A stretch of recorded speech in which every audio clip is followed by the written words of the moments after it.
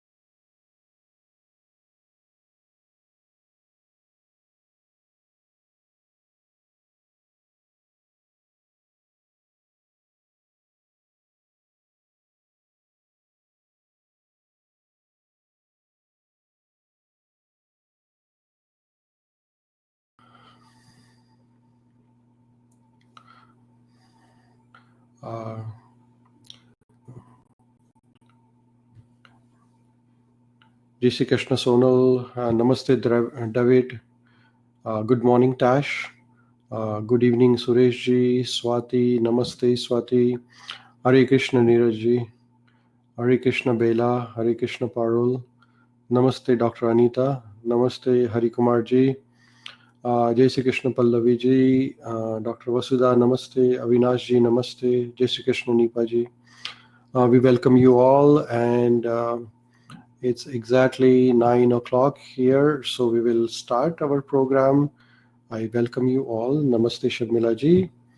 Good evening, Dr. Manjari. Today is 15th of August in India. It's Independence Day of India. So wish you all a very happy Independence Day in India. And Jai Shri Krishna Hemant. Wish you all a very happy morning here in Canada.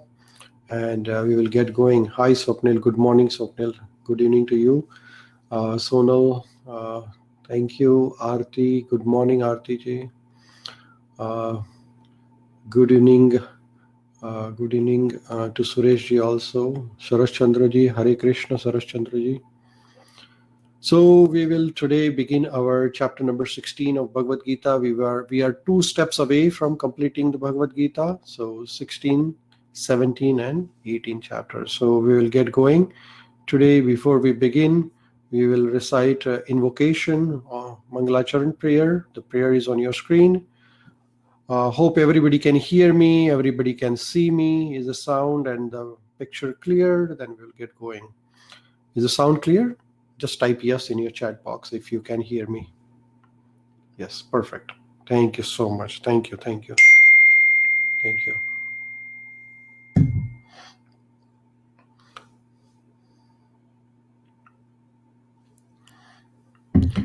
So we'll begin Om Namo Bhagavate Vasudevaya. We will recite it for 3 times. Om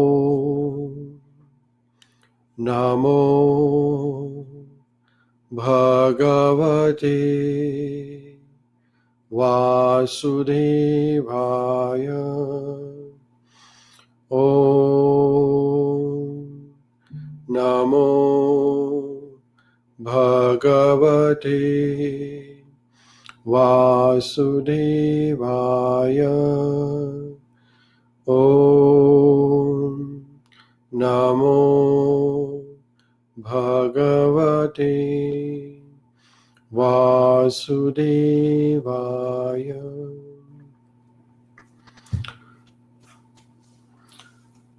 So welcome everyone. Thank you so much. Good morning, Helen. So we'll continue our journey of Bhagavad Gita. We are on chapter number 16 today, and we have studied until chapter number 15 last week. Just to go over the titles of the chapter: chapter number 1, Arjun Vishad Yoga; chapter number 2, Sankhya Yoga; chapter number 3, Karma Yoga; 4th chapter talks about Akarma; 5th chapter we learned in detail Nishkam Karma Yoga; 6th chapter we learned about Dhyana Yoga; 7th chapter is Gnana Vijnana Yoga, or all pervasive nature of Lord Krishna. He is everywhere. 8th chapter, how to remember Krishna at the time of death. 9th chapter, Raja Vidya, king of all the education. 10th, opulence of Lord Krishna, Vibhuti Yoga. 11th chapter is universal form of Krishna, Vishwarupa we talked about. 12th chapter we learned about Bhakti Yoga. 13th chapter we learned about Prakruti, nature, enjoyer and consciousness. 14th chapter we learned about 3 modes of nature. And in the last week we did 15th chapter of Bhagavad Gita, in which we learned the Purushottam Yoga, the yoga of Supreme Person. So we will briefly revise the 15th chapter and go to the 16th chapter of Bhagavad Gita. So in the 14th chapter, before we go to the 15th, just briefly, we talked about 3 gunas, right? Mode of goodness, mode of passion, and mode of ignorance. And the reason I am talking about this chapter, because chapter number 16 and chapter number 14 are related with each other, right? So mode of goodness is Sattva Guna, where when you are in the mode of goodness, you want to get knowledge, you want to be free from sinful reaction, as well as one has a feeling that he is doing better than others. When we are in the mode of passion, which is called as Rajoguna, we desire to have more sense pleasures. We have unlimited material desires, and we want honor and prestige in the society. That is the mode of Rajoguna or passion. And when we are in the mode of ignorance, when we are in the mode of Tamoguna, then we feel like lazy, we go crazy, and there is lack of knowledge. So this is how the 3 gunas are acting upon us. And these 3 gunas have competition. Guna means to bind, and we are bound by these 3 modes of nature. So sometimes we are in Sattva Guna, sometimes we are in Rajo Guna, sometimes we are in Tamo Guna. And there is a constant fight going on between these 3 gunas, constant competition. Sometimes Sattva Guna is predominant, sometimes Rajo Guna is predominant, and sometimes Tamo Guna is predominant. At this time, while we are learning this Bhagavad Gita, we are in the mode of Sattva Guna, goodness. So there is a constant tug of war between these 3 gunas, and how these gunas are acting upon. So these gunas are acting upon us because of the environment, because of the surroundings around us. When we are in the, say, a meditation place, or in a, say, temple or a holy place, we are in the mode of Sattva Guna because the environment is acting upon us. The people around us influence our behavior, and that is how we situated in one particular guna. Like, say, if you are watching a violent movie, or very criminal type of, or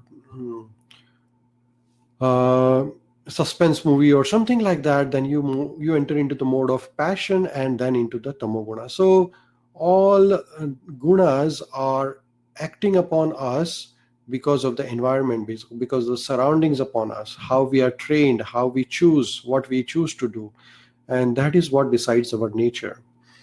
And in the last week session, we talked about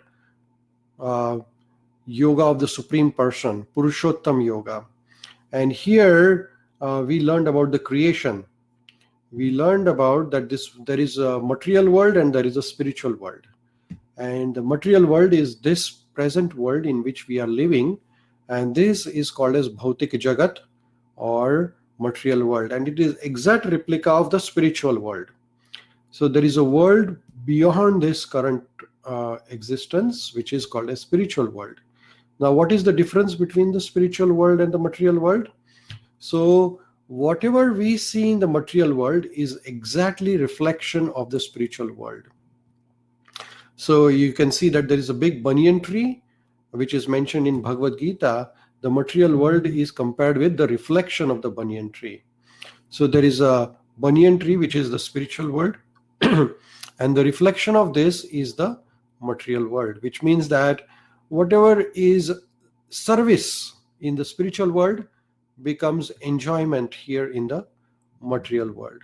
So which is called as yoga. Yoga means to unite, to serve, to love, to get united with the Supreme Personality of Godhead.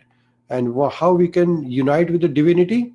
Through service, through love.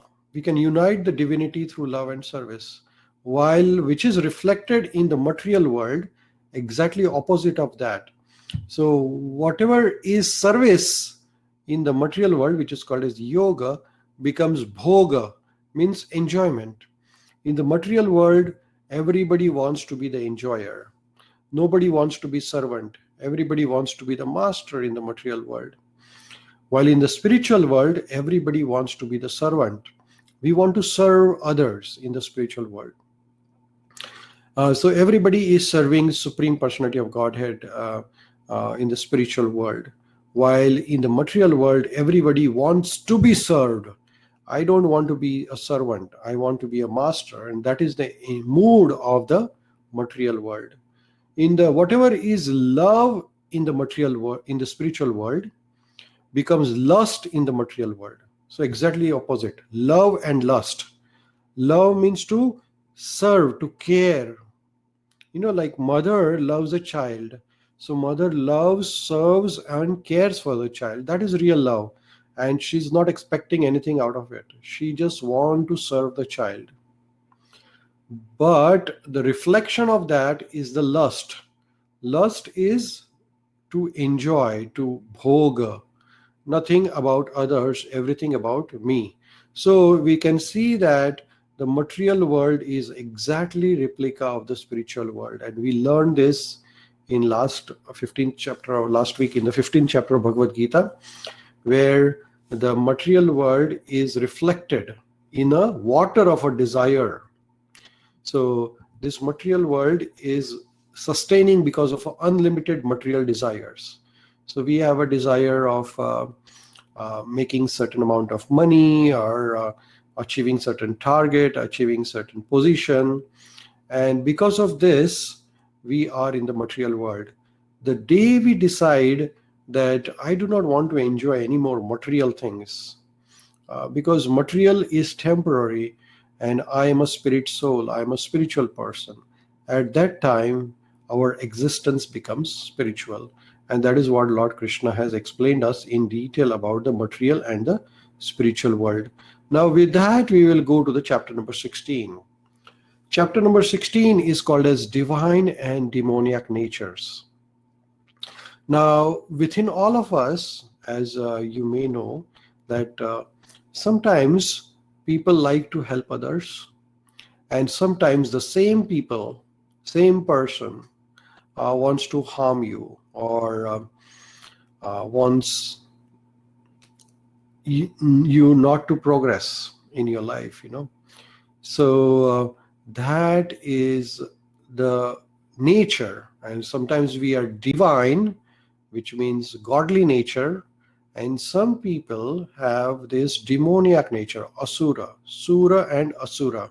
Sura means divine or daivi, and demoniac means asura bhava.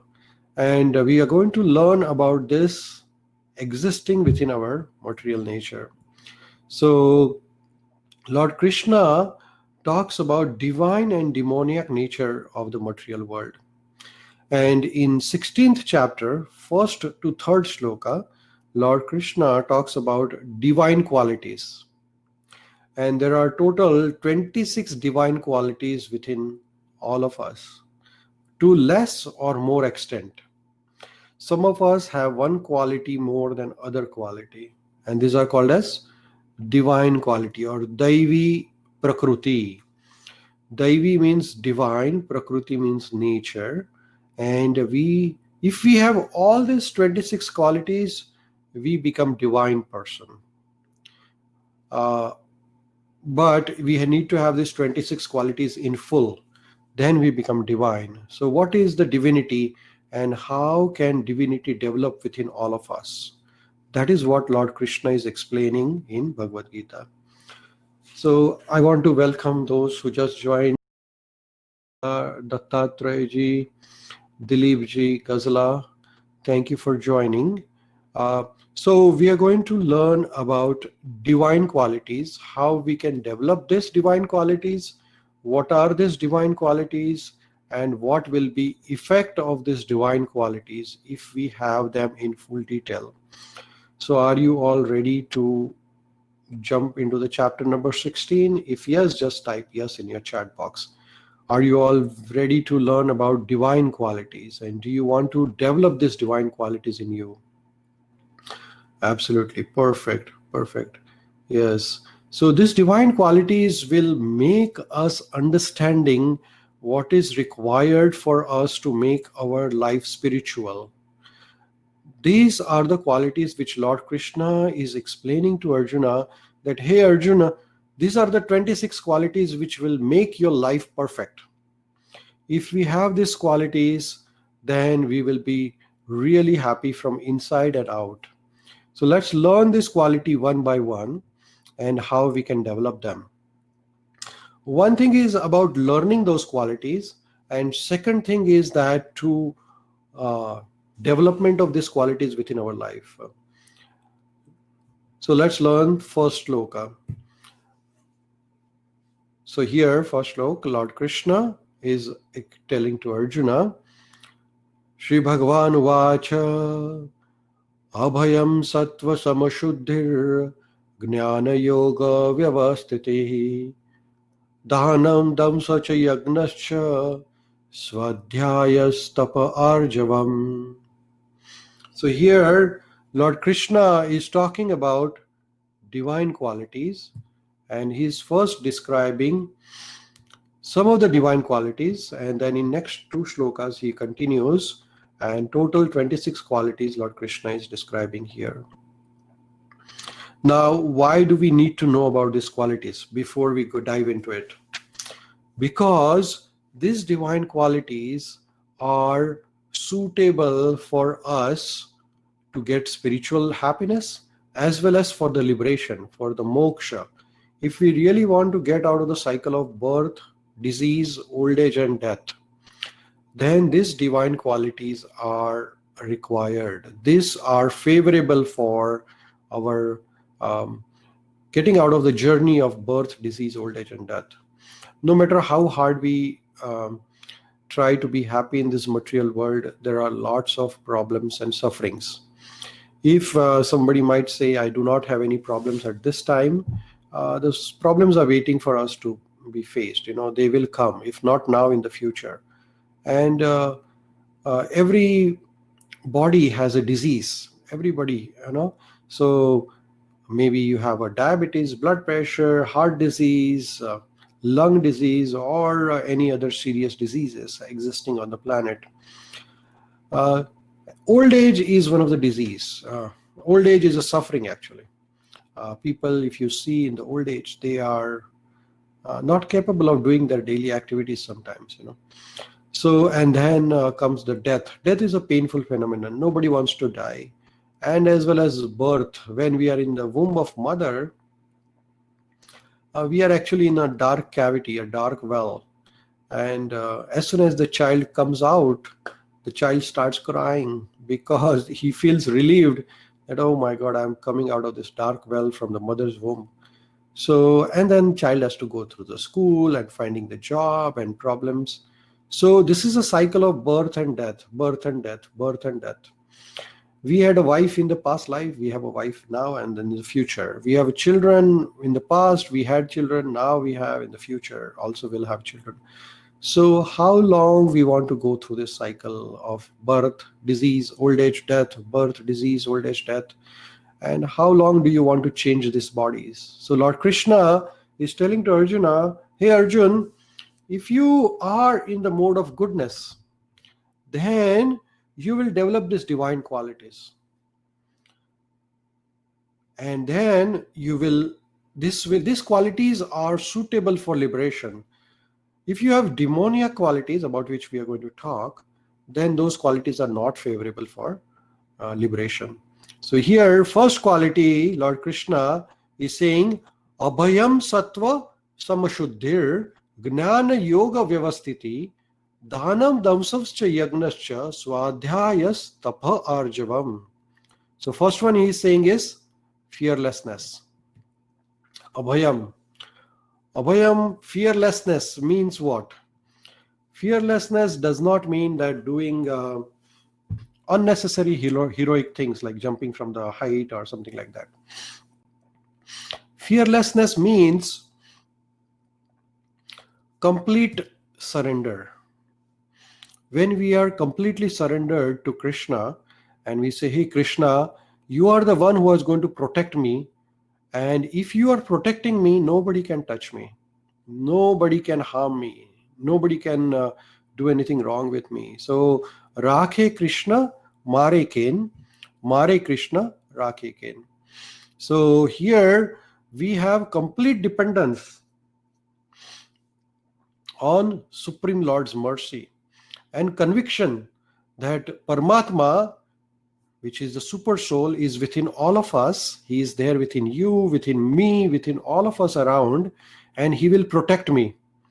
We don't have to be worried about death always, like currently there is a situation of coronavirus and everybody is fearful. Actually, this fear is driving the whole world crazy. Everybody's gone crazy.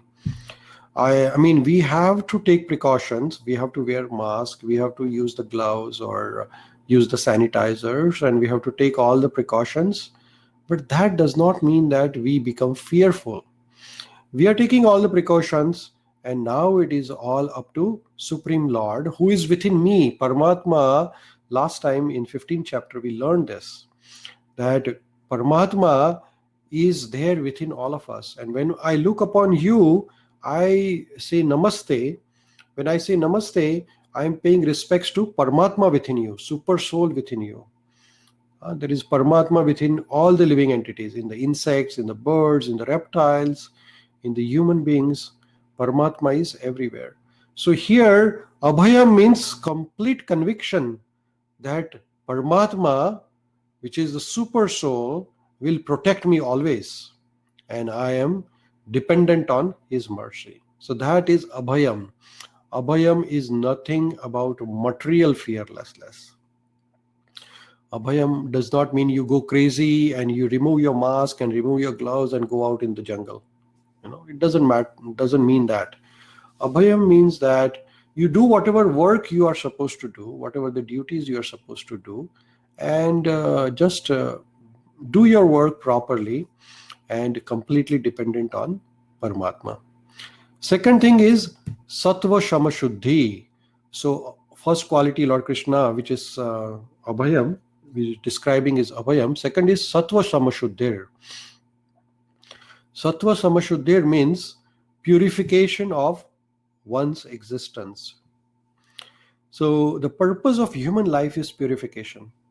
Now there are two types of purifications, purifications, which means purification from inside and purification from outside. So purification of outside is by keeping your body clean, your habits clean, following rules and regulations. So what are the rules and regulations? So we don't kill anybody, ahimsa. Very important part of the purification. No killing of anybody, and not even insect. Then non-violence, then truthfulness, no gambling, no cheating with others. All these are purification rules and regulations, right? And then being faithful in your relationship is very important part of purification. uh, Keeping relationship with only the person with whom you are married and nobody outside, that is also very important part of purification of one's life, so some of these are very important divine qualities. So what does that mean? Following strict rules and regulations when we are uh, trying to develop divine qualities. And there are rules and regulations. We learn more about rules and regulations when we are doing 6th chapter of Bhagavad Gita. When we talked about Ashtanga Yoga, Yama, Niyama, Asana, Pranayam, Pratyahar, Dharana, Dhyana, Samadhi. So in that Yama Niyam, we learned in detail about all the rules and regulations for purification. So if you go back to your notes or recordings of the previous lectures, then you will learn about that. Then next one is divine qualities called Jnana Yoga Vyavasthiti. Jnana Yoga. Jnana Yoga means developing or cultivating the knowledge. So currently what we are doing Bhagavad Gita study, we are developing Jnana. And developing Jnana, which is favorable for spiritual progress, is very, very important to develop divine qualities, right? So developing Jnana. So regular study or Swadhyaya of Bhagavad Gita. Then Dhanam, charity. Charity is one of the very important divine qualities. Charity helps us to liberate from the bondage. We might have like $100 or we might have $1. We might have too much money or we might have little money. Whatever money we have, in that even 1%, possibly we should give 50%, but if not possible 50%, 10%, if not possible 10%, 1%. Whatever little amount of money we have, we should learn to give in charity. Now, charity has to be given in a mode of goodness, at a right place and a right time and to right person. Suppose you give a charity and then you want your recognition or you want fame or name, that is not goodness. That is passion or ignorance. So when we give charity, we don't want any recognition or anything like that, right? And then to the right person. If you give a charity, like say, you donate some money to somebody and that person uses money to buy, say, alcohol, or like sometimes we give money to somebody on the street because we feel compassionate, right? But the same person uses the money to buy drugs. So then you are in trouble because you now helped him to develop bad habits or bad quality. So we want to be careful when we do charity. So do charity to right person, right time, right place. So there are a lot of way you can give the charity. You can give a charity to a school or a hospital or any old age home, but then we have to be in the mode of goodness or sattva guna. Then Lord Krishna further tells about one of the divine qualities, Dhamma. Dhamma is mind control. Now, mind, as we talked about in 6th chapter, is very powerful, and to control the mind is very difficult. Mind can be your friend, mind can be your enemy. Mind can kill you or mind can raise you very high. So a lot of mental disorders are very dangerous nowadays, So we have to learn about mind control. That is what. And then best way to learn the mind control is mantra. We learned about this last time, that mantra meditation. Man means mind and tra means to deliver. So mantra helps you to control your mind. There is a question here by Hari Kumarji. Hari Kumarji, I'll come to your question. Just keep your point there. Let me finish this and I'll talk about your point. Okay. The next quality Lord Krishna is saying is yagna. Yagna means sacrifice. So this is one of the very important divine quality, sacrifice. There are various types of sacrifices. In yagnas you can do, like there is a fire yagna people do, or there is a gnana yagna, Bhagavad Gita, when we learn, then we tell others. This is yagna. Currently what we are doing is Jnana Yagna, or also called as a Gita Yagna. And the best sacrifice recommended for the current age, which is Kali Yuga, is the Harinama Yagna, which means constant chanting of the holy name. Hare Krishna, Krishna Krishna, Hare Hare, Hare Rama, Rama Rama, Hare Hare. So this is the best sacrifice. We don't have money nowadays to give, perform yagna. Like if suppose you decide to perform a fire sacrifice or fire yagna, which is also called havana, then you need expert brahmana who can recite the expert mantras. Then you need a lot of amount of ghee or butter, pure ghee. It's very expensive nowadays. People don't have ghee to eat. Forget about putting in the fire. Then you need a place to perform that. And then you need a lot of money to invite people, give a donation while performing sacrifice. We don't have that much resources at this time. And again, time is very limited. We all are working constantly. Everybody is at home, but everybody is working hard at home. People have to work from home also. So the best sacrifice we can do at this time is the Nama Yagna, which is just simple. You don't have to pay any money for it. You don't need any elaborate preparations for it.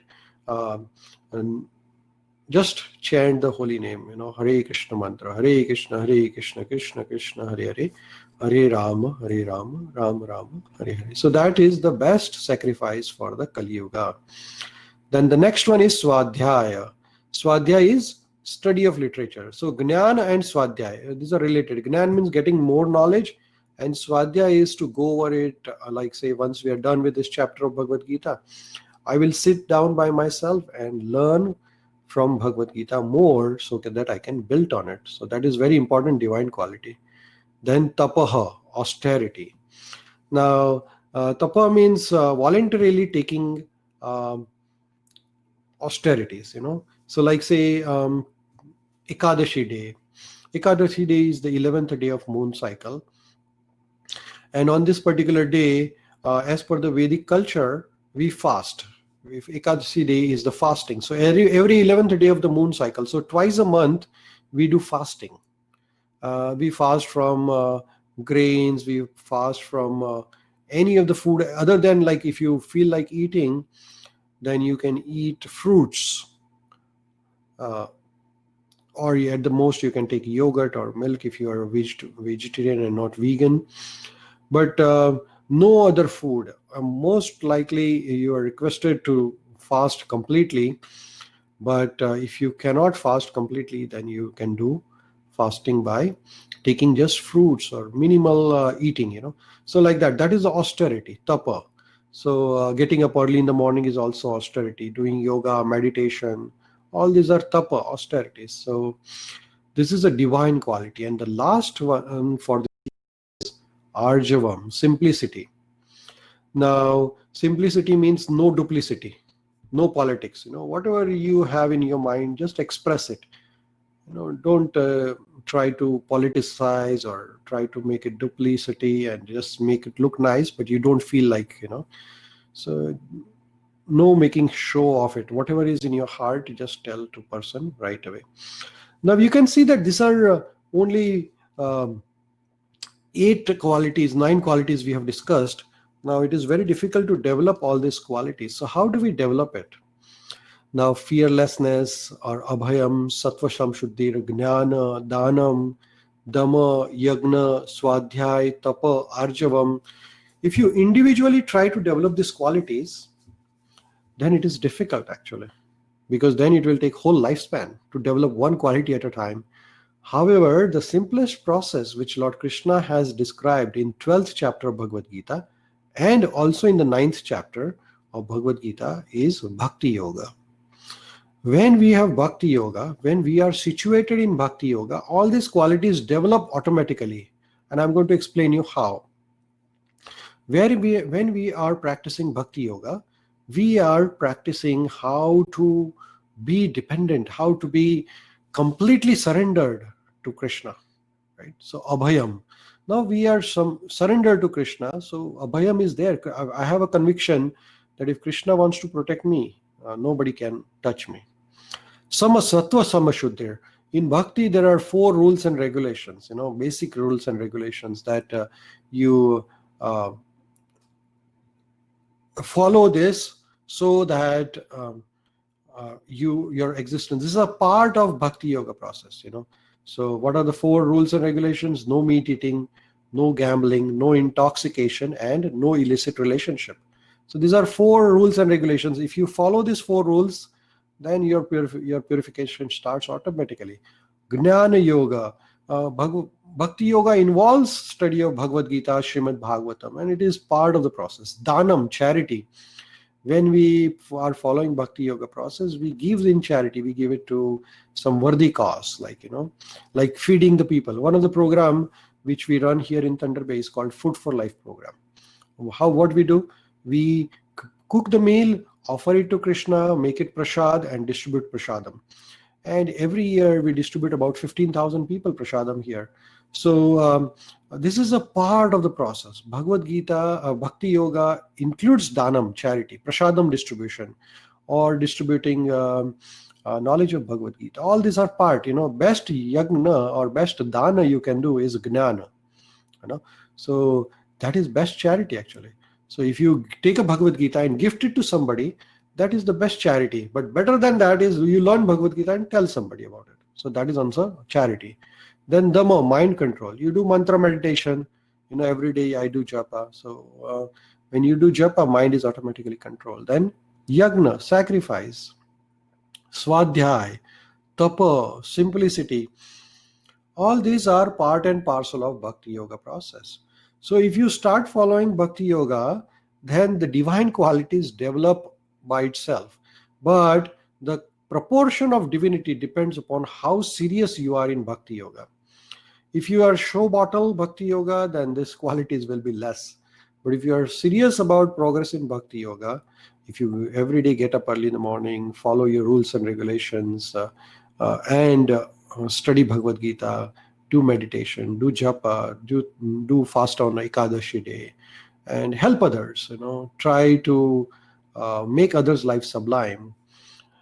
Don't think about yourself, think about others. Mind engaged in welfare of others. So that way we can develop. And then we are going to talk about more 26 qualities. We have just learned about few of them. Before we go further, I have a comment here from Hari Kumarji, so I'm going to read for all of you. There is a dichotomy of views regarding charity. If we let others know about our charity, then it may encourage others also to do the same. If we do not tell, we will not be able to spread this message of charity. I agree with you.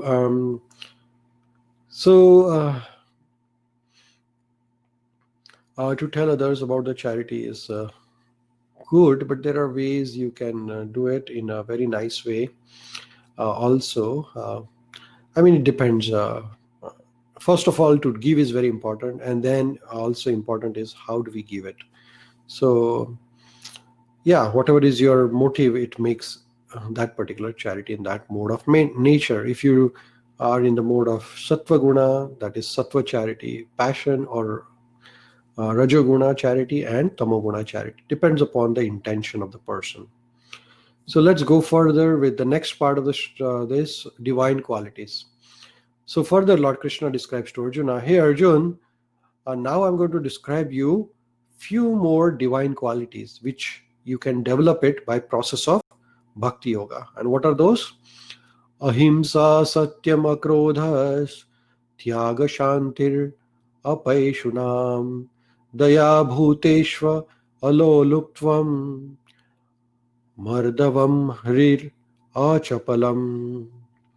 So let's learn this divine qualities. So here Lord Krishna is saying ahimsa, and we learn about that in detail as a part of purification. Next one is satyam, truthfulness. No cheating, no false information, everything as it is. And that is why it is also one of the quality which is embedded in Bhakti Yoga process. Bhakti Yoga, when you are following Bhakti Yoga and you are lying or cheating, then it is not Bhakti Yoga. So If we 100% strictly follow Bhakti Yoga process, then we are non-violent. Non-violence also means, like, one violence is to kill others, any living entity. However, another violence is to hurt others. If I say something bad to someone and that person is hurt or that person feels bad, that is also sort of a violence. So when we are following Bhakti Yoga, we try to be polite or gentle. We don't be harsh and harm others or offend others. The next quality Lord Krishna is saying, akrodha, anger. Anger is one of the quality which everybody of us have, but the anger can be dangerous. Anger can lead us to do sinful activities. So we have to control anger. Uh, Sometimes we are in the family, husband, wife, or brothers or sisters, they become angry with each other. And we are so much angry with each other that we wish bad for our family and friends, or we try to do harm to them. That is not suitable for liberation. Anger is the one which is source of sinful activities or criminal activity. When you are angry, you can do anything possible, So it's a emotion which has to be really carefully guarded and controlled.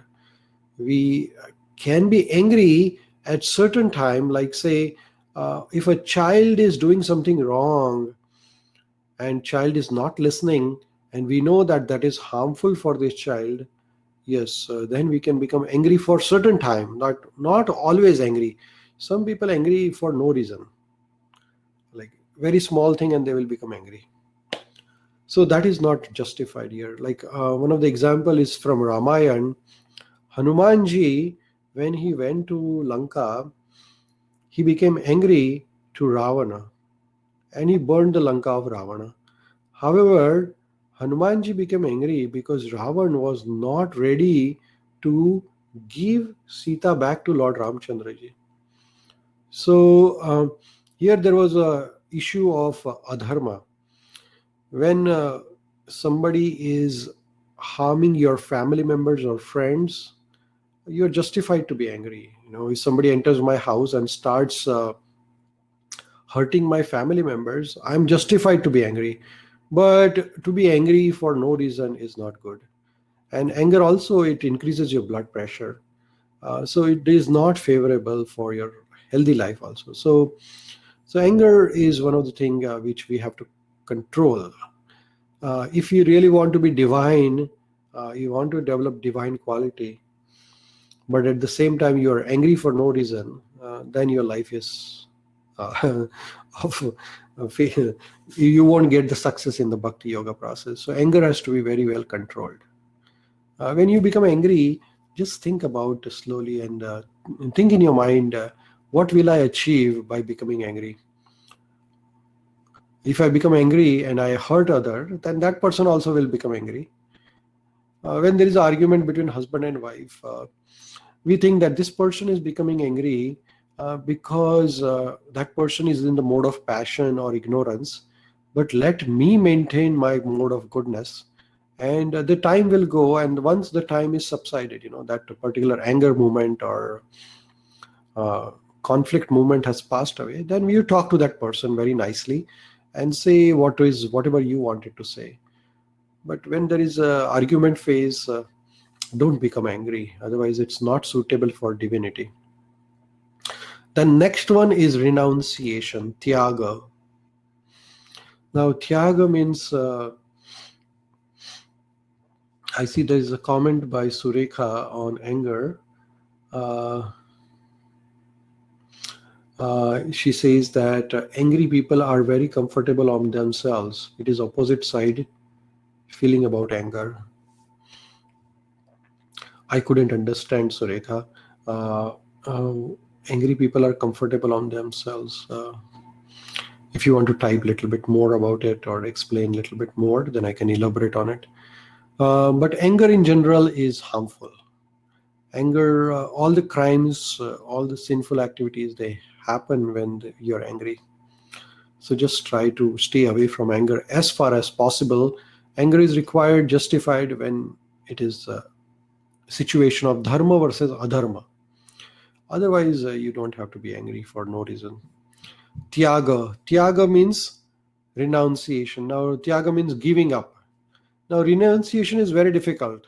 If I tell that, give me whatever the money you have, it's very difficult. You cannot give up everything what you have. But that is what tyaga is here about. Lord Krishna is explaining Arjuna, hey Arjun, don't get attached to the things around you. So how do you practice tyaga? So tyaga means using everything for service of Krishna. That is tyaga. So tyaga does not mean give up. So we were talking about this before. Detachment comes from attachment. So if you want to tyaga, say you want to give up drinking tea and coffee, for example. Suppose somebody decides that I'm addicted to tea. I'm drinking like 20 cups of tea or 40 cups of coffee every day, which is not good for your health. And now you have to give up.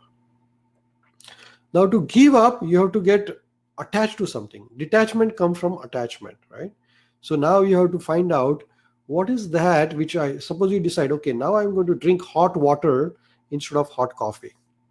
And you get attached to hot water, and you can have some sort of a lemon or something in the herbs in the water, and you get attached to drinking hot water, which is healthy.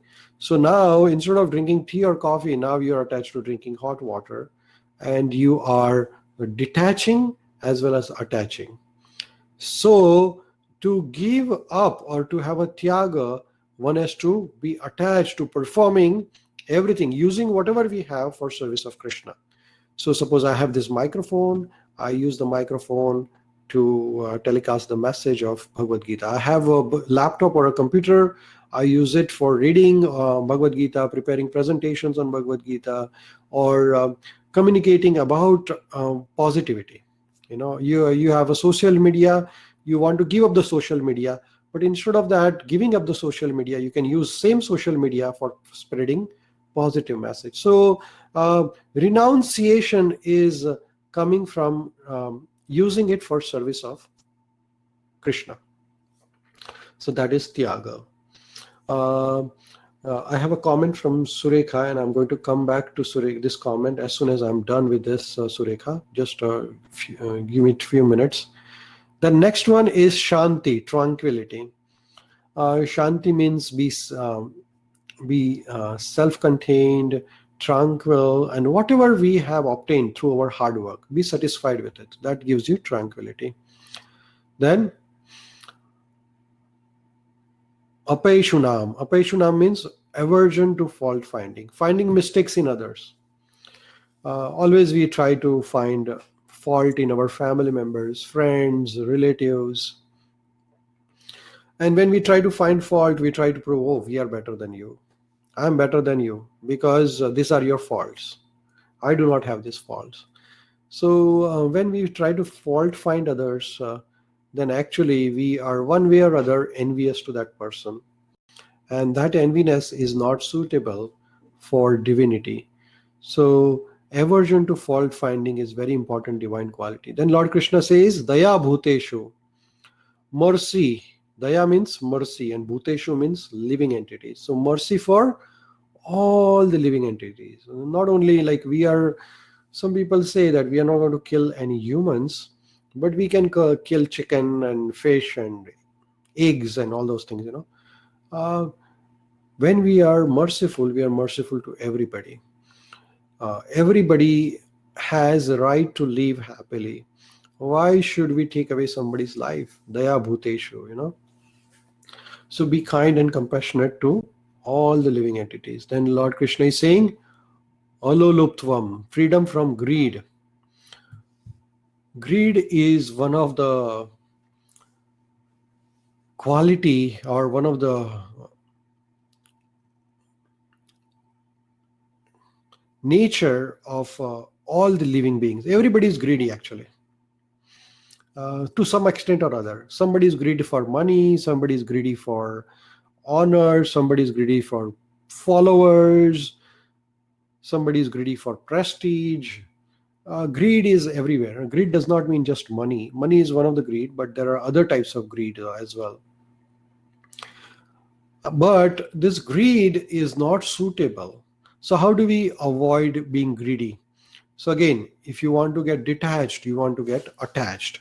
So now you have a greed for money, but now I have a greed for money so that I can use this money to help millions of people. So I want to start, say, a charitable institute, and I want to start a big hospital, or I want to start a program, Food for Life, where I want to feed millions of people on the planet, or I want to build a opulent ashram, or I want to build a temple where I can help others, or I want to start an institute where other people can get benefit.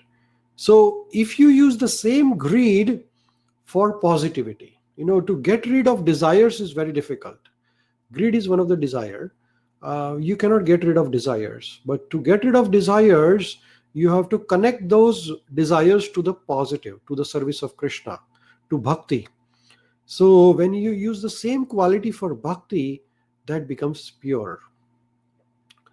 So greed to help others, it is a positivity, or desire to help others is a positivity. So to get rid of greed is very difficult, but using it in service of Krishna, using it in service of bhakti is the positivity. So detachment comes from attachment. This is a very important quality here. So bhakti yoga can help us to develop all these qualities very easily. Next one is mardavam, gentleness. Very humble, very kind, very gentle while you talk, while you uh, behave with others. Just try to be very gentle. Don't. We should be avoid to go to the extremes. Don't pull the string so much that it breaks.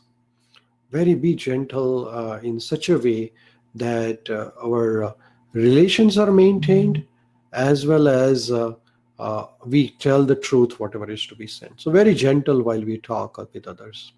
Then riha. Riha means modesty.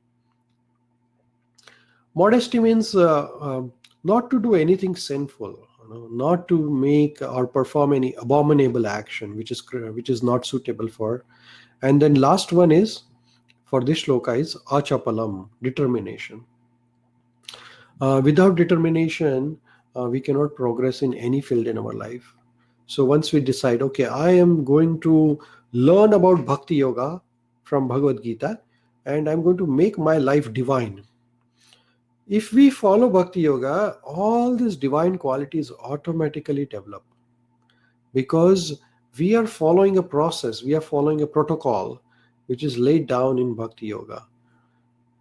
So then all these qualities develop slowly and steadily, easily over the period of time. Not overnight, they won't develop in 1 day or 2 day, but as you progress in path of Bhakti Yoga, slowly and slowly and slowly, all these qualities will develop within all of us. To develop them individually is almost very difficult, I would say, because how long you can be artificially anger free, how long you can be artificially greed free, how long you can be artificially merciful. It cannot happen like that. It has to become a second nature of your life, and that can become only if we are dedicated for bhakti yoga process. If we are determined that bhakti yoga is the only goal of my life, there is no other goal, then these qualities will slowly and steadily develop again within you. And the last few qualities Lord Krishna is describing to Arjuna, which are divine qualities, is Teja Kshama Dhriti Shaucham Adroho Natimanita Bhavanti Sampadam Daivim Abhijatyasya Bharata. So here Lord Krishna is further saying the divine quality which is Teja. Teja means ability to give protection to those who need it, right? So like kshatriya or soldier or administrative class of people, they have this quality. But then the person who is in divinity, he is willing to sacrifice his time or his life for the protection of others who need it, right? Then kshama, forgiveness. This is one of the very important divine quality. Kshama means to let it go, not to hold the grudges against somebody for a long time. Something conflict happens in our relationship. What can we do? It is part of it. Just forget it, forgive it, and just move forward in your life. Dritaha. Drita means fortitude. Shaucham, cleanliness. Adroha, freedom from enviness. And na atimanita, no expectation of honor. So we talked about this in more or less detail while talking about few previous qualities. These are all the divine qualities, and these divine qualities are embedded in the process of bhakti yoga. Now, I will go to the comment which Surekha was mentioning about anger. She says that we feel that a person is angry on us, but they don't feel that they are angry. They are cool and comfortable even after getting angry. Yes. I understand now. So she's talking about anger, and she's saying that sometimes people are angry, but they are comfortable with anger. But we are not comfortable with it. What can we do? The next quality is forgiveness. If somebody is angry at us, and we don't want to angry with them, we just move on from there. And whenever the time is suitable, we become simple, and we tell them that I didn't feel appropriate when you were telling me this. So instead of arguing with an angry person, because angry person is not going to listen to you, I tell you for sure. So not to tell at that particular moment of the time when he's doing anger, but then when the things are quiet, then you go and tell that person that whatever happened, I didn't like it at all, and don't try to do that again with me. Right? So argument, nobody wins actually, and arguments leads to anger. So then, after talking about divine qualities, Lord Krishna talks about demoniac qualities. So should we talk about demoniac, or anybody has any questions about divine qualities? I will take at this time, and then we proceed further. So we'll wait for 1 minute more, see if anybody has any questions.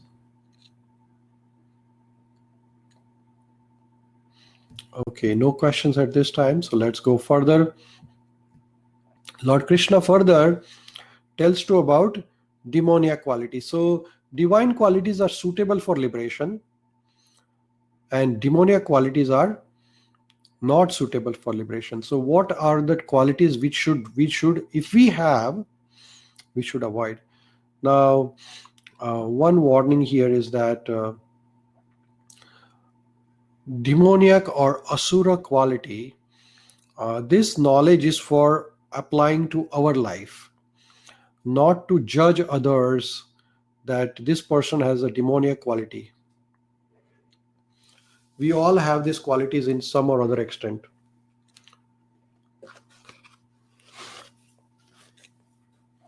Just give me 1 second. 1 second.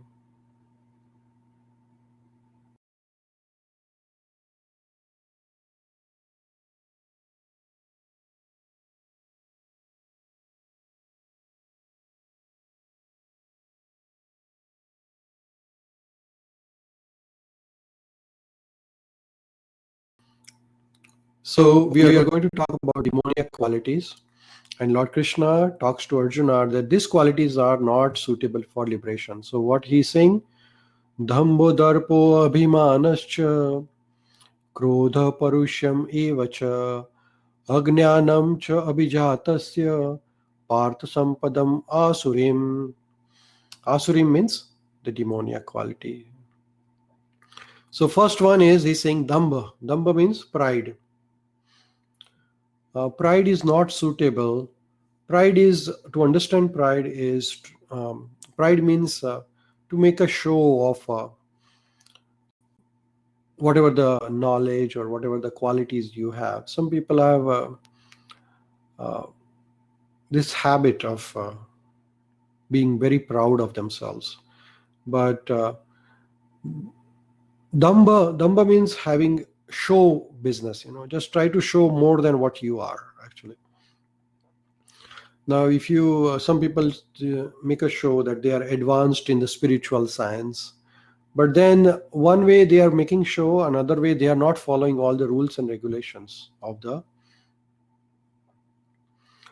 uh, spiritual process. So we have seen that Damba, Adambar, you can say also in Sanskrit, is that we have seen so many so-called gurus, they don't follow the rules and regulations, but then they make a show that they are the gurus on the planet.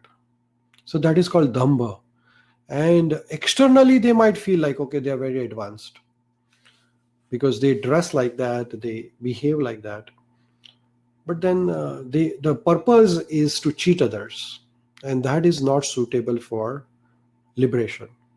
So that is what Lord Krishna is saying here, Damba. Then Darpa. Darpa means arrogance. You know, you become arrogant when you are having better than others. Uh, we become arrogant and try to offend others, try to hurt others, try to uh, show off and as well as put other people down. So that is Darpa, arrogance. This is not suitable for liberation. Abhimana. Abhiman means desire to be worshipped by others. Demanding respect, not commanding respect. Some people say, okay, I need to be respected. They demand respect. Respect has to be earned. It doesn't come by asking people to respect you. You can force them to respect you, but that doesn't work in the real life. So Abhiman. Then Krodha, anger. Again, Lord Krishna is repeating again, Krodha. And Parushyam, harshness. And Ajnanam, ignorance. Ignorance means not to know what should be done, what should not be done, doing all the things whimsically. Now, suppose somebody is saying, I'm going to follow the process of Bhakti Yoga. But now he whimsically designs his own process of Bhakti Yoga. It doesn't work like that. Bhakti Yoga has to be performed under proper guidance, a science of Bhakti Yoga. And there's a book called as Nectar of Devotion or Science of Bhakti Yoga. Once this Bhagavad Gita course is finished, our next course will be the Science of Bhakti Yoga. And we will start this at the end of September.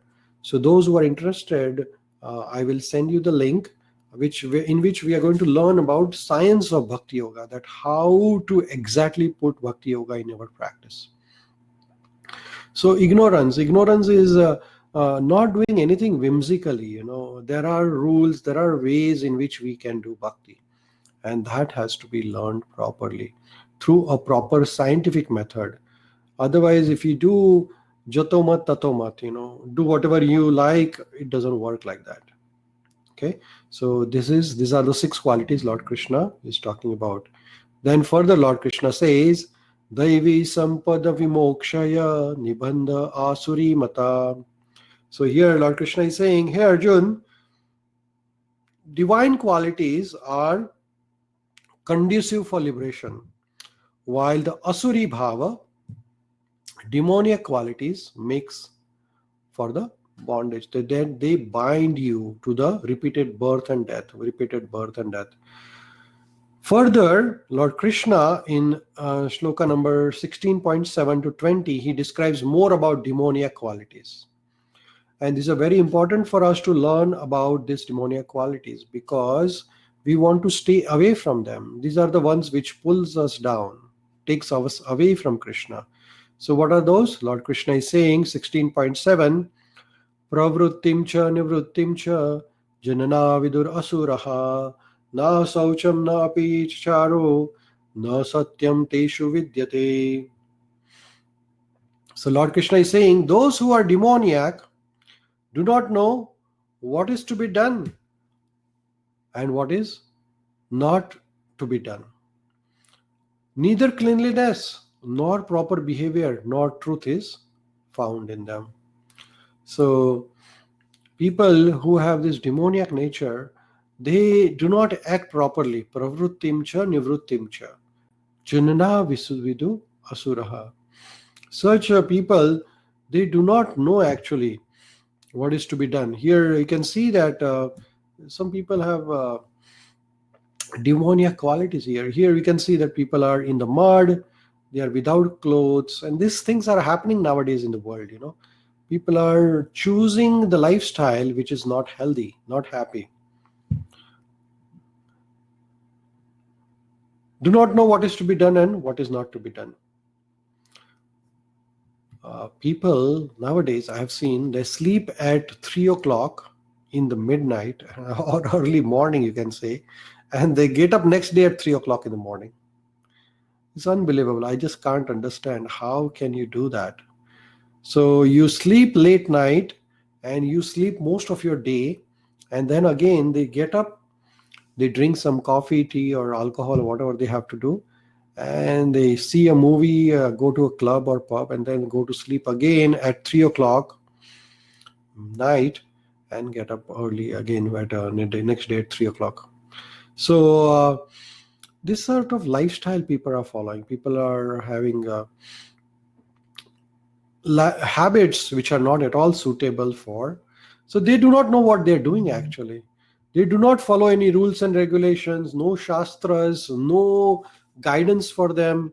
They're unclean, their behavior is not proper, they're not truthful also. And they're always worried about themselves, self-centered. So this is one of the demoniac qualities. Then further Lord Krishna says, asatyam apratishtham te jagat ahur anishwaram aparaspara sambhutam kimanyat kama haitukam. So what do they say? They say that this world is unreal. There is no foundation. There is no God in control. They say it is produced of sex desire and has no cause other than the lust. So here, these people who are Asuri Bhava, they do not believe that there is a person in control. There is somebody who has produced this beautiful world. There is some creator. They have this, that everything is produced because of relationship between male and female. There is no God in control. And they have no other desire than just lust. So that is Asuri Bhava. And people even print this type of t-shirt and they wear it on their body. I was an atheist until I realized I was a sex god. Now I see that there is a comment here by Dr. Anita. Is saying that aren't we supposed to be not judgmental to others? Whatever their habit, they may be absolutely good and helping in nature. So again, when I'm saying if we have, and absolutely I agree with you, if we have any of these habits, we should give up. We cannot change the whole world, but we have to change ourselves. So be the change what you want to see in others, right? So here, Lord Krishna is describing the Asuri Bhava. This is not for judging others, but if we have any of those qualities, in more or less, then these are not helpful for us. Then further, Lord Krishna is saying, Etam drushtim avastabhya nasta mano alpa buddhiya prabhavanti ugra karmana kshayaya jagato ahita. So further, Lord Krishna is saying, following such conclusions, the demoniac who are lost to themselves and who have no intelligence engage in unbeneficial, horrible works mean to destroy the whole world. So they are engaged in horrible acts, ugra karma. Ugra karma means the karma which is painful, horrible, destructive. In one way, they are engaged in sense gratification. One who is engaged in demoniac nature. Again, they means us here, I, myself. If I have this quality, if I am engaged in continuously sense gratification, continuously doing some activities which are harmful to others, continuously doing destructive act. What is that example? Suppose I am doing animal killing I am killing animals, and then other way I am posing it as a spiritualist. It doesn't work. That is a demoniac quality. So to kill animals and being spiritual. Suppose one way you are killing animals and eating them, and another way you are trying to save living entities. One day I came across a person. I'm not going to be judgmental here, but this is how people make the mistake of being a spiritualist here. That they are eating a chicken or fish or something, and on the other side they have a pet dog. So one way you are killing one chicken and you have a pet in your house, and then you look after that pet as if he's a family member. So you are looking after the dog, take that dog to the doctor and looking after everything. But on the other side, you are killing a chicken or a fish or any other animal. They kill pigs, they kill cows nowadays. People do all sorts of horrible things. So what sort of compassion is this? This is a show bottle compassion. And again, I'm learning this so that I should not be falling into this trap. I'm not here to be judgmental to others, but my compassion should be real compassion, which means that if I'm looking after one animal, I have no right to kill other animal, right? So that is what Lord Krishna is telling here to Arjuna. Then further Lord Krishna describes in 11th and 12th shloka, they believe that to gratify senses is the prime necessity of human civilization.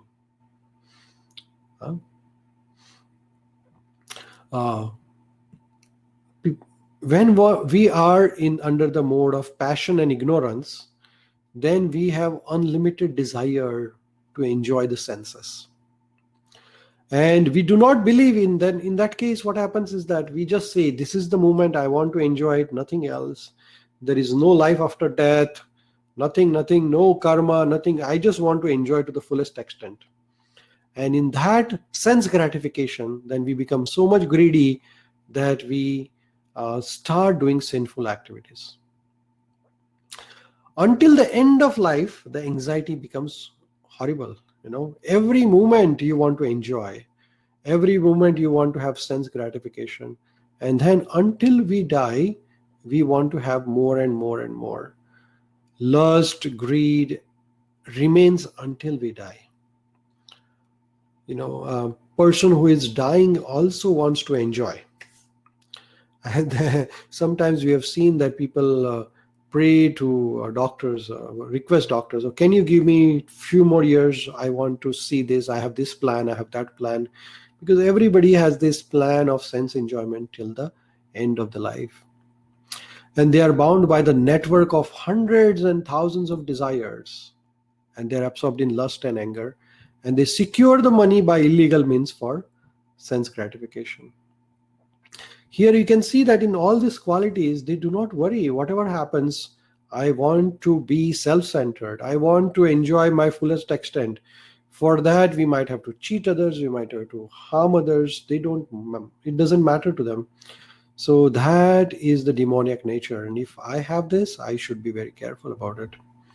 Then further, Krishna says, Idam adya maya labdam ima prapasye manoratham idam astidam api me bhavishyati punardhanam. Further, Lord Krishna says, when we are situated in this mode of passion and ignorance, then we have this demoniac nature. And what is that demoniac nature looks like? So then we think that, oh, so much wealth do I have today, and I will gain more according to my schemes. So much is mine now, and it will increase in the future more and more.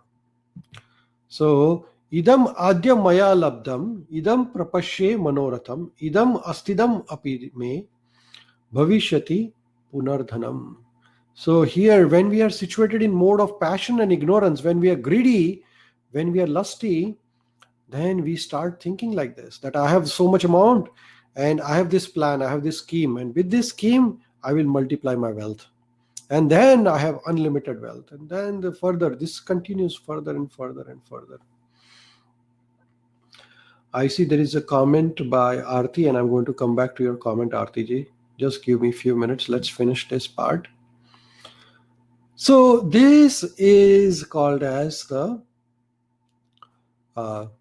mode of passion and ignorance.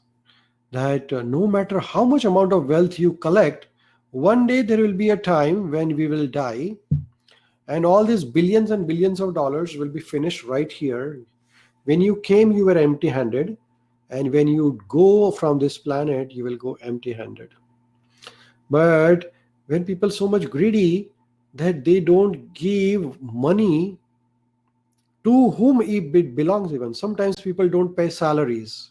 Nowadays, because of this COVID-19, the big multi-corporates have become so much greedy, they pay salaries to their employees.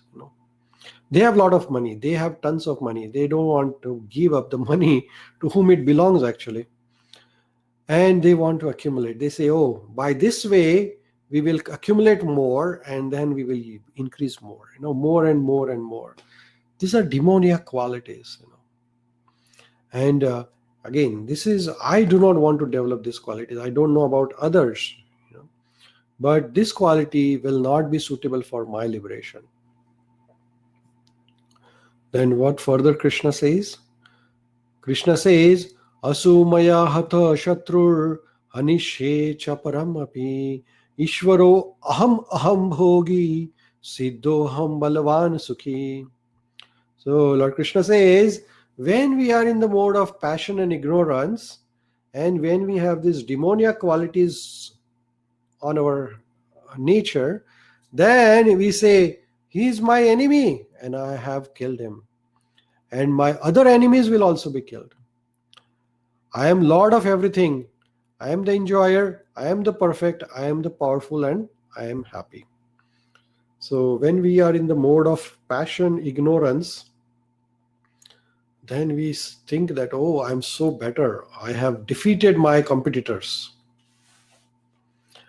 I have made them look very small in front of me, very small. He is like insignificant in front of me because I have defeated him. I have demolished him completely. I am a winner. I am the Lord. I am the powerful person. I should be respected. I am the enjoyer. I am the perfect. I am the powerful. I am happy because I have defeated him. This quality is not conducive at all for happiness, because this qualities leads to more and more and more and more. And then Lord Krishna says, you will be trapped into this cycle of birth and death and disease and old age. If you really want to be divine, sublime in your life, then one has to be very careful that we don't fall trap into this. Right? So this is what Lord Krishna is telling to Arjuna. Then further Lord Krishna says, Adho abhijanavam ko anyasi sadarsho maya lokasye dashyami modishya iti agnanam vimohitaha. Further, when these qualities are ruling us, these demoniac qualities are ruling me, when I am in mode of passion and ignorance, I start feeling like this. I am the richest person surrounded by aristocratic relatives. There is none as powerful and as happy as I am. I shall perform sacrifice. I shall give some charity, and I will rejoice. In this way, such persons are deluded by ignorance. There's one example of a person whose name was Ravana. He's a very famous character in Ramayana. And this Ravana has this quality. He used to be very proud of himself. And he used to think that, oh, I have done this much austerity. Now Brahmaji has given me this boon, so I cannot be. Now Shivji has given me this boon, so I cannot be defeated by anybody. I am the powerful person.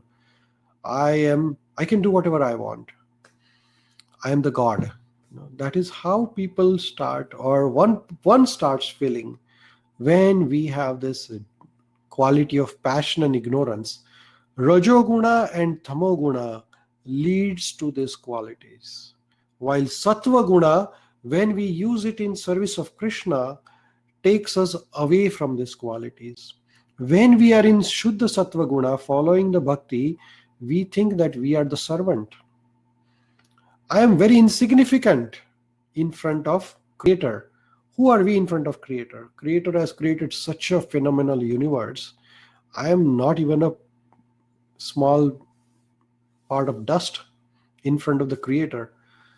And I'm here to serve others. I'm here to love others. I'm here to make my life sublime and make others' life sublime. I'm here to serve and love. And that is what is about bhakti. Bhakti is not about making show of it. Bhakti is about filling from inside. And here, exactly opposite of bhakti is bhukti. Bhakti means to serve and bhukti means to enjoy. And bhukti means here, I'm such a wonderful man. I'm performing such a wonderful work. I should be given some respect. I have given this charity, like this. Aham mameti. Everything me. Nothing about God or Creator or others. And that is the demoniac quality, which is not suitable for liberation. Then further Lord Krishna says, Aneka chitta vibhranta mohajala samarvrataha. So here Lord Krishna says, thus perplexed by anxieties and bound by a network of illusion, they become so strongly attached to sense enjoyment and fall down into hell. There is a word here, Sanskrit word, mohajala. Mohajal. In the second line, first word is called mohajal. Mohajal means trapped. This network of birth, disease, old age and death. Birth, disease, old age and death. Birth, disease, old age and death. Punarapi janma, punarapi marna. Punarapi janma, punarapi marna. Every time we have this cycle. And when we have these strong desires of sense enjoyment, we are bound to take another birth. Mohajala. And this birth, we are lucky to get this human birth. But next birth is not guaranteed, friends. We don't know where we are going. So better make this opportunity as a human being, develop Bhakti Yoga 100%, purify our existence and get out of this cycle. I do not have any desire to take birth again. That should be the intention of our human life. Or whatever is my life, I will use it for making others' life sublime. Now, you can make others' life sublime by various ways. You can give some money, you can give some charity, dana, dakshina. However, the best way to make somebody's life sublime is to make their life spiritual. So make your life spiritual and pass this knowledge of Bhagavad Gita to somebody else and make their life spiritual. So you are sublime, somebody else is sublime, and that person will make somebody else sublime. So in this way, we can pass on this knowledge of Bhagavad Gita from one to another to one to another. Then we can get out of this moha jala. Otherwise, we are going to get trapped. There is no limit for desires to enjoy. We always have planned to increase the stock of wealth and enjoy more. And we always think that if we are advanced in our sense enjoyment currently, then future will have more and more. We think that if somebody is my enemy, I will defeat my enemy, I will get this, I will get that. But it's all zero at the end when we give up this life. Further, Lord Krishna says, Yajante nam yagnaste dambena avidi purvakam. Sometimes when we are in the mode of ignorance, or we are on the asuri bhava, we think that performing sacrifices is a very great thing. I have done such a wonderful sacrifice. That is what Hiranyakashipu was thinking about that. So pride. Further, Lord Krishna says, Ahankaram balam darpam kamam krodam cha samsrita. You can see that Lord Krishna is repeating the same point in different words because he wants to highlight it. Ahankar, bala, darpam. Here, Lord Krishna is saying that bewildered by ahankar, false ego, balam, strength, darpam, pride, kama, lust, krodha, anger. The demons become envious of Supreme Personality of Godhead, who is situated in their own bodies and in the bodies of others. And they blaspheme against the real religion. Now, here, when we have so much ahankari, we have so much pride, so much ignorance about the Creator, that they think, or we start thinking that, oh, I am becoming God now. There is no God beyond me. And there, in the history, there were demons. Like there was one demon whose name was Hiranyaksha, Hiranyakashipu, Ravan, Kansa. They were demons. They were not even worried about God or Creator. They didn't want to give any credit to the Creator. They wanted to take all the credits, no giving credits to anybody else. So that is not suitable for liberation. And then further Lord Krishna says, Asurim yonim apana muda janmani mama apraviyaya kaunteya tato yanti adamam gatim. Mama apriyeva kaunteya. So attaining the repeated birth among the species of demoniac life, O son of Kunti, such persons can never approach me. Gradually, they sink down to abominable type of existence. So here, Lord Krishna is saying that more we develop these demoniac qualities, more we slide down from human life into the animal form of life, and further and further and further. So we have this human life, which is an invaluable opportunity, and we will never possibly, we might get another human birth, but if we get another human birth, again, we will be trapped into this passion, ignorance, rajoguna, tamoguna. Use this life, go to sattva guna, and develop to shuddha sattva, which is through bhakti yoga. Now further, Lord Krishna explains about how to get out of these demoniac qualities, how to be free from these demoniac qualities. So Lord Krishna further says, Trividam narkayedam dwaram nashanam atmana kama krodha tatha lobha tasmad etat trayam tyajet. So what is Lord Krishna is saying? There are 3 gates which lead to the hell. Now, hell means misery. Hell is a planet, Narkaloka. But hell also means living this life in a hellish life. And there are 3 things, 3 gates to the hellish life. And what are these 3 gates? Kama, Krodha, Tatha, Lobha, lust, anger, and greed. These are royal road to the hell. If you really want to live hellish life, if you really want to suffer, be lusty, be greedy, and be angry. This is the easiest way to make your life miserable. That is what Lord Krishna is telling us here. Trividham narakayedam dwaram nashanam atmana kama krodha tatha lobha tasmat eta trayam tyajet. He's saying, hey Arjun, there are 3 gates which lead to the hell. Lust, anger, and greed. Every sane man should give up this, for they lead to degradation of the soul. So these are the 3 gates which lead to the hellish life: Kam, Krodh, and anger. And every man who has the knowledge should avoid these 3 gates to hell. If you really want to be happy, Krishna is saying is that don't fall into trap of lust, anger, and greed. And the best way is to use this for service of Krishna. So if you're angry, don't be angry for not required things.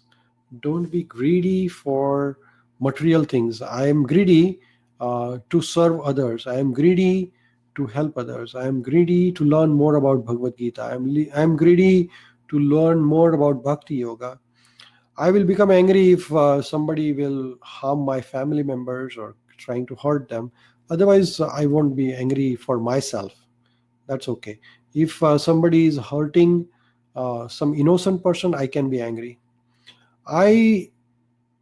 Everybody has a lust. Lust means to attraction for other gender. However, when we have attraction for other gender, we use it so that our children are, with this lust we produce children, and then the children are helpful for the society, helpful to the community, helpful for the spreading the message of positivity, making sure that our children are Krishna conscious, our children knows the spiritual knowledge, our children understands the importance of spiritual life. That is the part of spirituality.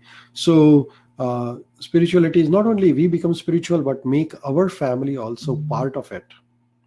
Take everybody with you. Just try to take everybody with you. Don't force them. Actually, you can't make anybody spiritual by force. You can't make anybody spiritual by showing them a sword or punishing them. But if we live happy life, spiritual life, then somebody will get attracted and say, how come you're so happy? And then they will ask you, can you please tell me? And then you tell them about Bhagavad Gita and its importance. So like that. So here Lord Krishna is saying that these are the three gates to hell: lust, anger, and greed. Further, Lord Krishna says in 16.22, he says, the man who has escaped these three gates of hell, which are lust, anger, and greed, O son of Kunti, performs acts conducive to self-realization and thus gradually attain supreme destination. Eter vimukta kaunteya tamo dvares tribhir naraha. So when we get away from lust, anger, greed, lust, anger, greed, lust, anger, greed, and we slowly progress towards the spirituality. Actually, Vedic literature or Vedic culture is meant for giving up lust and anger and greed. Bhakti Yoga is the process. The best way to get out of this is Bhakti Yoga. Bhakti Yoga has everything inbuilt. Bhakti Yoga is a complete process, and it can help us to get out of this hellish life very easily. Rising to the platform of Krishna consciousness. Bhakti Yoga is developing Krishna consciousness in our life. Everything using in service of Krishna. No false pride, no enviness, no arrogance, no anger, no false prestige, no pride. Attachment to service, attachment to studying scriptures, attachment to austerity, attachment to seva bhav. All this will lead us to liberation, and that is inbuilt in Bhakti Yoga process. Further, Lord Krishna says, Yaha shastram vidhim utsarja vartate kamakartaha na sa siddhim avapnoti na sukham na param gati. So here Lord Krishna is telling to Arjuna, he who discards these injunctions, which I have told you just now, scriptural injunctions, and acts according to his own whims, attains neither perfection nor happiness nor the supreme destination. So if we avoid Bhagavad Gita and if we try to devise our own way, then there is no way out, because we are not perfect. How can we devise something perfect when we are ourselves imperfect, right? So here Lord Krishna is telling us that just follow what I'm telling you now. Don't discard these injunctions. Don't just throw it in the garbage bin and just do whatever you like. Read Bhagavad Gita, follow the Bhakti Yoga principle, then the life will be perfect, happy, and you will attain the supreme destination, which is to attain Krishna Loka at the end of this life. Further, Lord Krishna, in the last slok of this chapter of Bhagavad Gita, Lord Krishna is saying, Tasmat Shastram Pramanam Te karya akarya avyavasthito gnatva shastra vidhana uktam karma kartum iharsasi. So here Lord Krishna is saying, one should therefore understand what is duty and what is not duty by regulations of scriptures. Knowing such rules and regulations, one should act so that he may gradually become elevated. So here, one highest perfection of Vedic knowledge we can achieve by bhakti, by knowing that Krishna is the supreme and our life is for service of Krishna. And Lord, again, Chaitanya Mahaprabhu also said that to achieve the highest perfection is very easy. Daily following the rules and regulations of Bhakti Yoga, getting up early in the morning, taking a shower, do meditation, chanting the Maha Mantra, Hare Krishna, Krishna Krishna, Hare Hare, Hare Rama, Rama Rama, Hare Hare. Reading Bhagavad Gita, eating prasadam, so cook vegetarian food, offer it to Krishna and take prasadam, and following all the rules and regulations, no meat eating, no illicit activity, no addiction, no gambling, and be satisfied, all these things what Lord Krishna has explained, then we can gradually elevate our life. Otherwise we will be trapped into this world. So with that, we finished 16th chapter. I'm going to answer some of the questions already here on the screen. If anybody has any questions, please type it. So let's see now. Arti ji has a question here. There are some elders who exploit children to fulfill their desires, and seems like they get away with it because the children are helpless. Is this sinful? If so, how to stop it? I'm not understanding completely this question. So I'm unable to comment upon by elders exploiting children. So Arti if you want to tell me some more detail, that will be, or some example, that will help me to understand this point. Anybody has any other questions? Please feel free to put forward. I'll wait for 2 more minutes. If not, then I have some multiple choice here for all of us, and we'll do some quiz. Should we do quiz now, or should I wait for some questions to come back? Let's wait for 1 more minute. If anybody has any questions, I'm willing to answer. If not, then I will take some quiz questions here. I hope everybody got benefit out of this chapter of Bhagavad Gita. Again, this chapter is not to judge others. This chapter is for ourselves. We might have some of those demoniac qualities in ourselves, and we want to get rid of this demoniac qualities, and we want to develop divine qualities. We want to develop these divine qualities and make our life divine, and that can be done by easy process of Bhakti Yoga. Again, not doing whimsically, following proper rules and regulations, science of Bhakti Yoga. Bhakti Yoga is a science. Bhakti Yoga is not a ritual. Ritual means just doing arti, ringing bells, and that is one thing. We are not here to ritual. Bhakti is not a ritual. Bhakti is a science. There is a method. There is a way to do it. So basic, as I explained, is that making our life pure by taking shower, getting up early, taking a shower, following meditation, doing japa, reading Bhagavad Gita, not to be greedy, lusty, angry. This is a royal road to hell. So let's say take some questions now, quiz now. How many qualities are described? Divine qualities are described in chapter number 16.1 to 16.3, which gradually develop and one can rise to the divine nature. A 26, B 20, C 16, D 32. 26, 26, 26, 26. Everybody is answering correct. So I'm glad that you were very attentive. Absolutely, absolutely. Thank you so much. So there are 26 qualities.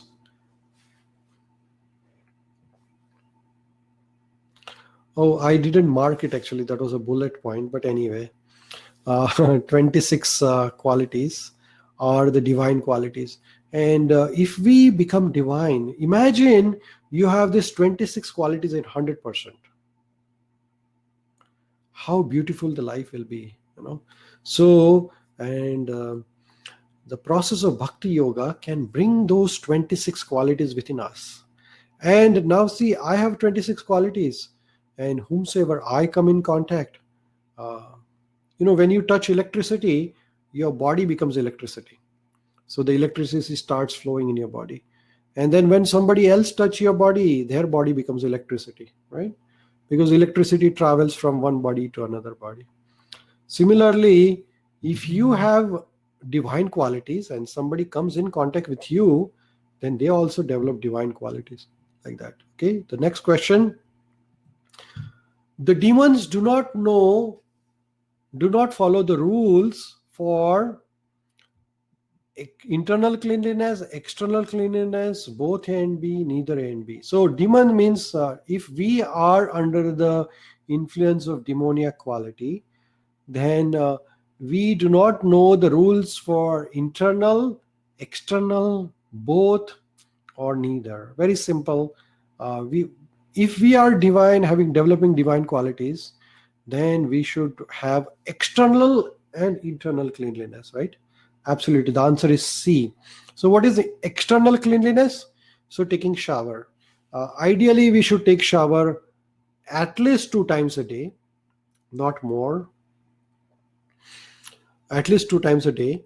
And internal cleanliness is chanting the mantras, getting away from lust, anger, and greed, reading Bhagavad Gita, Bhagavatam. These are internal qualities, internal cleanliness. Then further, what is the interpretation demons have regarding the creation of the world? So when we are under the mode of passion or ignorance, what happens to us? We think that material manifestation arises due to chance by material actions and reactions. There is no cause, there is no creator other than the material nature being the origin of manifestation. We start thinking that there is no God. And everyone has own theory. The people who are under the mode of demoniac nature, do they think A, B, C, or all of the above? Choose A, B, C, or D. Absolutely. Everybody's answering right. Correct answer is D. When we are under the mode of ignorance or passion, we think that there is no creator, there is no God, no creator, nothing like that, and I am the everything, The next one is, what is the ultimate goal of life for demoniac lifestyle? Demoniac people or demoniac lifestyle? Serving humanity, serving Lord, sense enjoyment, serving impersonalism. A, B, C, or D. When we are under demoniac mode of nature, what is our ultimate aim? Absolutely, absolutely. I'm really happy to see that. So when we have only desire to sense enjoy, which means we are under the mode of demoniac nature. We are means I am under the mode of demoniac nature. So when I'm having the nature of serving humanity, serving Lord, I'm under the divine quality. And the last question for today, I don't think you need a multiple choice here. You can type it. What one has to give up so that one doesn't fall to demoniac life? Lust, anger, and greed, lust, anger, and pride, anger, pride, and material austerity, anger, greed, and material austerity. A, B, C, D. Absolutely, absolutely. Actually, the ideal answer can be all of the above. But if I have to choose the best, then A will be the answer. Lust, anger, and greed are leading to demoniac life. So with that, I will end today's session. If you have any questions, feel free to ask me at this time. I'm willing to answer any questions you have, any points, any comments you have. Thank you, Tash. Thank you, Dr. Anita. The summary of today's class is that we all have this divine and demoniac qualities to some or other extent. It's not that we are always demoniac. We have divine qualities, but if we focus on Bhakti Yoga process and keep on developing Bhakti Yoga, then we will. Thank you, everybody. Thank you, Ghazala, Dr. Manjari, Dhruv, Sonal. Thank you so much, Dilipji. Thank you, Nipa. Thank you, Sonali. Thank you, Anjali. Thank you, Ria. Thank you, Tash, Dr. Anita. Everybody, thank you so much. And thank you, Sureshji. Thank you, Avinash ji, Sharat Chandra ji. Thank you, Sureshji. Thank you, Swapnil. Thank you, Jai Shri Krishna Swapnil. Hare Krishna Madhava. So Archana ji has pointed, at times we know what is good and bad, but we are not in condition to remain in Sattva Guna. Why we are not in condition to remain Sattva Guna? So just Swadhyaya. Swadhyaya means practice, So we have to keep on remembering. When we feel angry, when we feel lusty, we feel greedy, we start chanting the mantra Hare Krishna, Krishna Krishna, Hare Hare, Hare Rama, Rama Rama, Hare Hare. Which means that I remind myself that my life is not for sense enjoyment. The life will be finished one day. Could Mahabharata be avoided by forgiveness quality? Nikhil has a point or a comment. Mahabharata could have been avoided. The war could have been avoided if forgiveness was there. Arjuna was trying to forgive them. Arjuna said that, but that was a false compassion of Arjuna. Anger is required when there is adharma. When somebody is invading your house, you have to punish them. Otherwise, if you forgive, somebody enters your house and try to take away your family and children, you say, I'm going to forgive them. It doesn't work like that. So anger has to be utilized in a proper way, proper channel. So Hanumanji used anger to save Sita Mata. Similarly, Lord Krishna channelized anger of Arjuna so that the demons can be punished. Punishment is required. It is not that everybody is forgiven. If you do any crime, the government is going to punish you. It's not the government is going to forgive you. And that punishment is good for you, right? So punishment is required for some people to learn the lesson. Some people don't learn the lesson without punishment. So that is why Lord Krishna is punishing them. I have sensed, Hari Kumar ji has come. I have sensed a positive vibrations when I chant starting the mantra of the session, Om Namo Bhagavate Vasudevaya. Thank you, Hari Kumar ji. Yes, that is a wonderful, sublime mantra. What is the purpose of horoscope when our karma decides our destiny? Bala ji has a point. Horoscope is a shastra, but then one need to know about it. And we can, once we know about horoscope, what is the benefit of it? It sometimes makes you anxious. And I agree with you on that point, that we should work on our karmas rather than worrying about the horoscope. I have texted one question above. Oh, Surika has a question. Let me go back. To the question, Surika's question. Okay, I will go there. And then Sharmila has a point. Renunciation or modesty, good qualities. When is renunciation or modesty good quality when in corporate life? All these qualities which I mentioned here, they are spiritual qualities. And if we have these spiritual qualities, we are not worried about material. We are simple, I'm inside and outside the same. That is what the spiritual quality is. So I'm same in the spiritual life, I'm same in the corporate world also. I do not want to be duplicate. which means that I'm something spiritual and something in the corporate life. It is not like that, right? So that is what the simplicity means. Arjavam. Let me go to the Sureka's point. I can't replicate. Let me find out where. Sureka, do you want to just type your question again, if you don't mind? Because I can't see your question. How to control anger? Riyaji has a point here. Question: controlling anger is not easy, but whenever you become angry, just start remembering Krishna. Krishna will help you to control your anger. Just chant mantra. Thank you, Belaji. Sureka, if you want to type your question, I can answer it.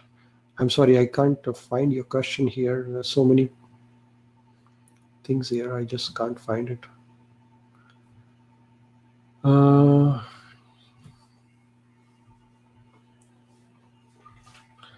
Sureka's question is, here in India, oh, here I got the question.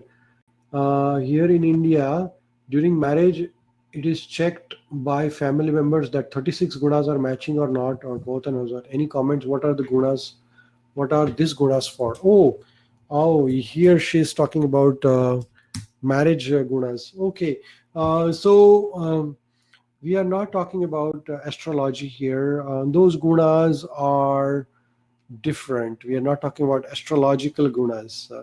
We are talking about the spiritual gunas. So, you know what? Best will be if we start finding some person having spiritual life or spiritual gunas.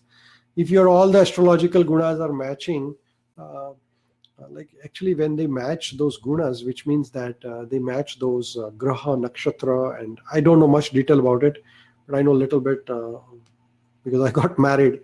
So, and then I've seen other people getting married. So they match those nakshatras, grahas, and Rahu, Ketu, Mangal, this and that. And we are not talking about those gunas. We are talking about the spiritual qualities. And those gunas, actually, astrology is a science if once somebody knows it properly. If somebody doesn't know it, and nowadays it's hard to find real astrologists. Oh, you haven't taken any time. Thank you so much, Surika. Thank you. Really appreciate it. Surika is a very good friend of mine. She's from BJ Medical College. We studied medical school together. And she is very sincere. She's a very successful doctor. And she's taking out her time. She's so inquisitive about Bhagavad Gita.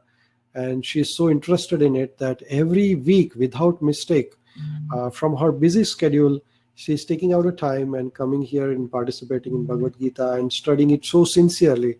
So thank you, Sureka. Thank you so much for motivating me as well. Seeing you, I get motivated.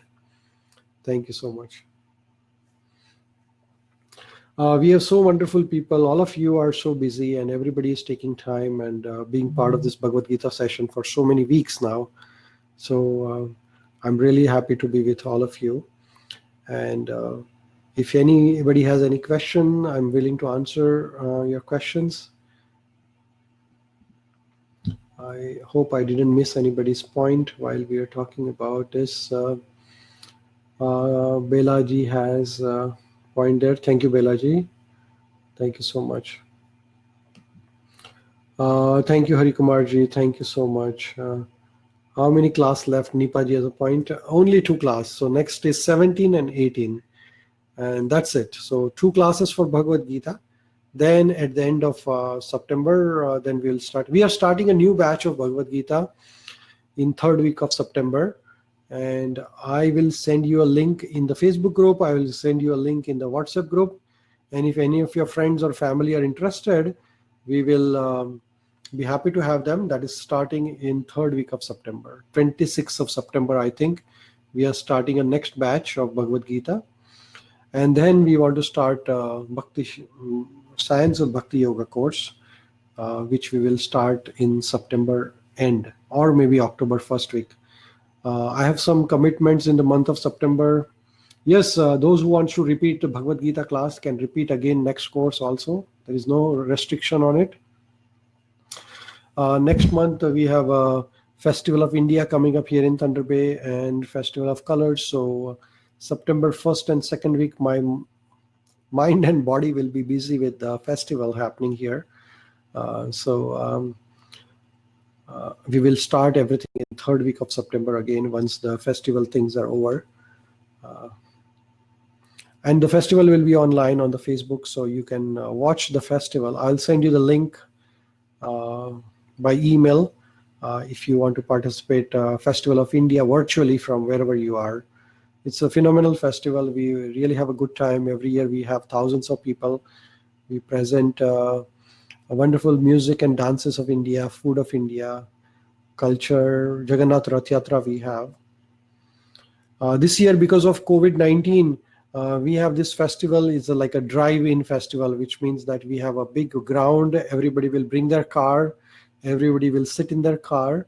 And it's like a drive-in theater. But people will watch the festival from their car. So it's like a contactless. Yes, next Saturday we have Ganesh festival as well. And wish you all a happy Ganesh Chaturthi coming up soon. And enjoy the Ganesh festival, which is coming up soon. And then at the end of the Bhagavad Gita session, then I'll send you all your certificates. Everybody who participated, everybody will get the certificate of participation. I'll send you by email. Thank you, Vidya Lakshmi ji. Thank you so much. Oh yes, Anand Muni ji. Yes, we can repeat, and we are going to work on food yoga as well. Thank you so much. Haribol, Nikhil. Haribol, Anand ji. Thank you, Anand ji. Food yoga will be part of Bhakti Yoga course, so we'll have that. Thank you, Anand ji. Thank you. Okay, I will take your permission. If anybody has any questions, points, please post it in the Facebook group or email me, and we'll be happy to answer. Thank you so much. Namaste, everyone. Take care, stay safe, and have a nice week. Thank you, Swatis. Thank you, Swapnil. Thank you, Aarti ji. Namaste, Hari Kumar ji. Thank you, Surekha. Hare Krishna. Stay safe. Thank you so much. Thank you, Parul ji. Thank you, everyone. I will just log out now of this session. Thank you.